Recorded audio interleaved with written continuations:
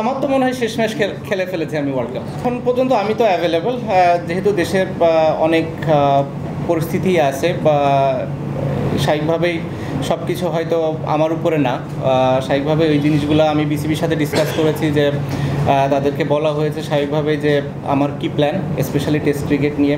এই টেস্ট এবং home series আমি মানে যেটা ফিল করেছিলাম যে আমার লাস্ট সিরিজ হবে টেস্ট ক্রিকেটে স্পেশালি, সো ওইটা নিয়ে আমার চিন্তা ছিল এবং এভাবেই ফারুক ভাইয়ের সাথে এবং বোর্ডের সিলেক্টরদের সাথেও কথা বলা হয়েছে যে যদি সুযোগ থাকে আমি যদি দেশে যেয়ে খেলতে পারি, মিরপুর টেস্ট হবে আমার জন্য লাস্ট স্পেশালি টেস্ট ক্রিকেটে, এবং সেই কথাটা বোর্ডের সবার সাথে বলা হয়েছে এবং তারা এই বিষয়টা জানে এবং তারা চেষ্টা করছে যে কীভাবে এটাকে সুন্দরভাবে অ্যারেঞ্জ করা যায় এবং যাতে করে আমি যে খেলতেও পারি এবং নিরাপদ ফিল করি। অ্যাট দি সেম টাইম যখন দেশের বাইরে আসার দরকার হবে এবং দেশের বাইরে বের হতেও যেন আমার কোনো সমস্যা না হয়, এই জিনিসটা বোর্ড খেয়াল করছে এবং যারা এই বিষয়গুলোর সাথে রিলেটেড মানুষ আছে তারাও এই বিষয়টা দেখবে এবং দেখছে বলে আমি মনে করি এবং তারা হয়তো আমাকে একটা ডিসিশন দিবে যেটার ভিত্তিতে আমি হয়তো দেশে যে খুব ভালোভাবে খেলে অ্যাটলিস্ট টেস্ট ফরম্যাটটা ছাড়তে পারবো।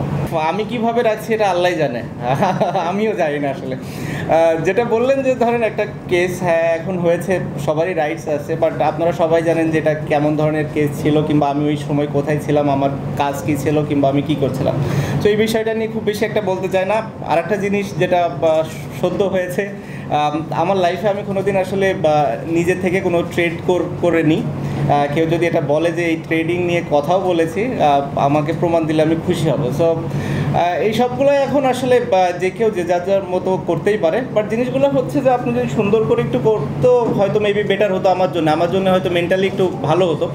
কারণ ফলস এলিগেশনগুলো আমার কাছে মনে হয় না যে এই জিনিসগুলো খুব একটা ভালো দিক বহন করে আমাদের দেশের জন্য বা বাইরে, স্পেশালি বাইরের মানুষ যখন এগুলো নিয়ে কথা বলবে আমার কাছে মনে হয় না যে জিনিসগুলো খুব বেশি একটা অ্যাপ্রোপ্রিয়েট হবে। কারণ আমি যেটা ফিল করেছি, প্রথমটা তো আপনাকে বললামই, আর দ্বিতীয়টা যেটা মানে আমার লাইফে যখন আমি কোনো ট্রেডই করিনি নিজ থেকে, সো স্বাভাবিকভাবে আমার ভুল করার কিংবা ওটার সাথে যে ধরনের ওয়ার্ডগুলো ইউজ করা হয়েছে সেগুলো আসলে কতটা অ্যাপ্রোপ্রিয়েট সেটাও আমার জন্য একটু দুঃখজনক। অবশ্যই কষ্ট কিংবা অভিমান থেকে নেয় না, আমার কাছে মনে হয় যে this is the right time move on করার জন্যে এবং নতুনদের আসার সুযোগ তৈরি করে দেওয়ার জন্যে। অ্যাট দি সেম টাইম টি-20তেও আমার আসলে একই ধরনের চিন্তা, আমি হয়তো এটা অপ্রাসঙ্গিক হলেও বলে ফেলতে চাই, কারণ হচ্ছে টি-20 নিয়েও আমাদের কথা হয়েছে, সিলেক্টর এবং প্রেসিডেন্ট বোর্ডের সবার সাথে এটা নিয়েও আমি কথা বলেছি যে আমার কাছে মনে হয় this is the right time যে টি-20 থেকেও আমি মুভ অন করি এবং আপাতত নেক্সট যে কিছু সিরিজগুলো আছে কিছু নতুন প্লেয়ার আসুক, নতুন প্লেয়ারদের সুযোগ দেওয়া হোক।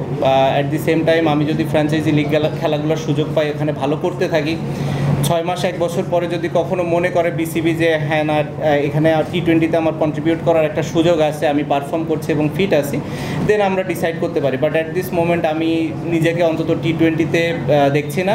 আর সাউথ আফ্রিকা যেহেতু টেস্ট সিরিজ, আমার ইচ্ছা আছে যে লাস্ট সিরিজ হওয়ার। সো বেসিক্যালি আপনারা বলতে পারেন যে মোটামুটি 2টা ফরম্যাটে আমি আমার শেষটা অন্তত দেখছি। এই সিরিজগুলো আমি খেলার আমার কোনো রিজন আছে বলে মনে করি না। আমার কাছে মনে হয় নতুন নতুন কিছু প্লেয়ারদের সুযোগ দেওয়া উচিত এবং তাদেরকে দেখার এটাই সব থেকে বড় সময় কিংবা সুযোগ। এটা আছে, এরপরে হয়তো ওয়েস্ট ইন্ডিজ আছে, তারপরে আরও কিছু ইয়ে থাকবে। আমার মনে হয় 2026 সালের যদি দিকে বাংলাদেশ ক্রিকেট বোর্ড চিন্তা তাকায় তাহলে সেটাই হবে সব থেকে ভালো দিক এবং এটা আমরা সবাই মিলে ডিসিশন নিয়েছি এবং আমরা সবাই এটাতে একমত।